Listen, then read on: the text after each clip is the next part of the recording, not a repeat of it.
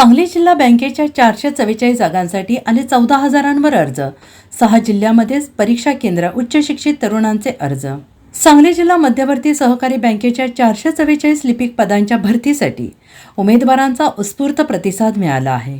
अर्ज सादर करण्याच्या अंतिम मुदतीपूर्वीच 14,000हून अधिक अर्ज दाखल झाले असून अनेक उच्च शिक्षित तरुणांनी अर्ज दाखल केले आहेत. शुक्रवारी अर्ज भरण्याचा शेवटचा दिवस असल्याने रात्री उशिरापर्यंत ऑनलाईन अर्ज स्वीकारण्याची प्रक्रिया सुरू होती आणि त्यामुळे अंतिम अर्ज संख्या आणखीन वाढण्याची शक्यता बँक व्यवस्थापनाने व्यक्त केली आहे. जिल्हा बँकेच्या लिपिक पदांची भरती IBPS या संस्थेमार्फत करण्यात येत आहे. या भरतीसाठी 24 जूनपासून ऑनलाईन अर्ज प्रक्रिया सुरू करण्यात आली होती. एकूण 444 पदांपैकी 70% पदे सांगली जिल्ह्यातील उमेदवारांसाठी तर उर्वरित 30% पदे इतर जिल्ह्यातील उमेदवारांसाठी राखीव ठेवण्यात आली आहेत.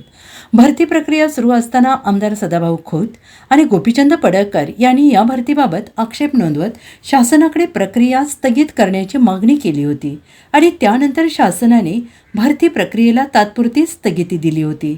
मात्र जिल्हा बँकेने या निर्णयाविरोधात उच्च न्यायालयात धाव घेतली.